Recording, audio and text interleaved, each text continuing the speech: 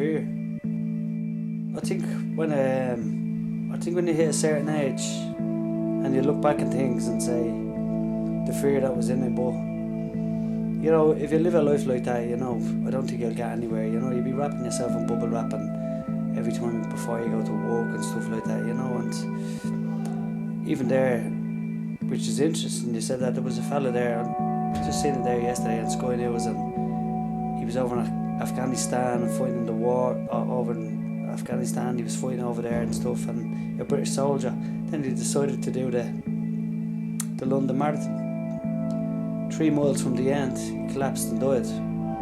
You know, 31 years of age, and you know, when you're looking at it, he made it all the way back from Afghanistan, which is obviously a dangerous place and stuff like that, and decides, I'll do the marathon, and collapses 3 miles from the end.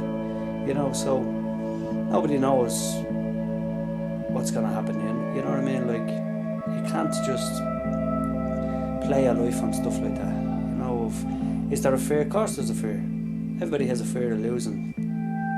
You know, everybody has that fear of facing another man and stuff like that, but I tend to put that to one side when I'm fighting. That's why I always fight the way I fight, is because I don't have a fear of losing. I have a fear of not fighting well. Not of losing, just of not fighting well.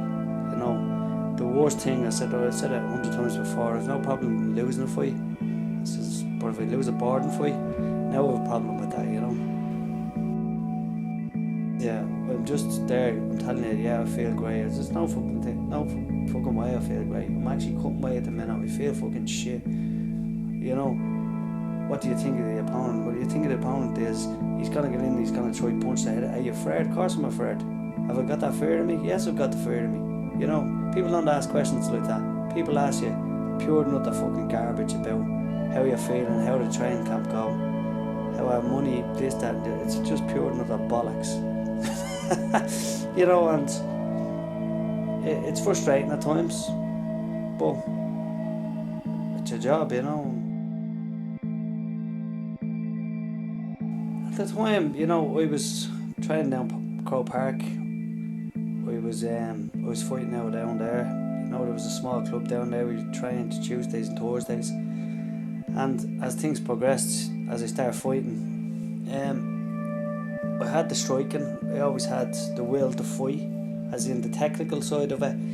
As in fighting, I didn't really have, you know, but I had the will to fight, the will to keep marching forward and throwing shots, and the will to keep going. But you know, I fought a lot of good people back in the day, and the minute I hit them, they tended to obviously die for my legs, and the submission thing came in, and you know, it got to the stage that was embarrassing.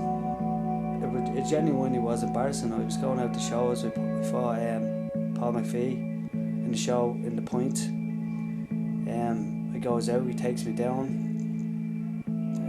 chokes me out in the minutes at like a packed arena and stuff like that, you know. And I felt embarrassed by it, you know.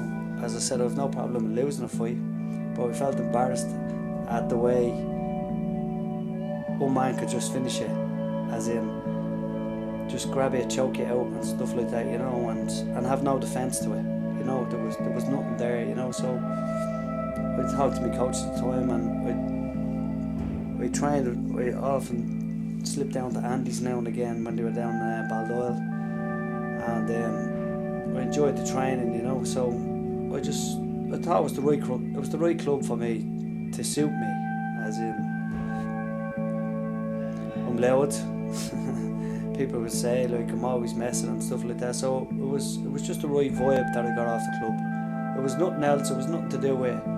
It was nothing against other teams and stuff like that. It was just the right vibe and the right club for me at the time. I've been in a hell of a lot of gyms in Ireland. A hell of a lot. I've done weights. I've done this, but nothing compares to obviously stepping on the mat. Whether it's putting on the gi, whether it's putting on no gi, jiu-jitsu, stuff like that, nothing compares to the technique and the buzz you get from just rolling with people, from wrestling with people, even with sparring with people. There's nothing that gives me more life than that. And that's the plan to do.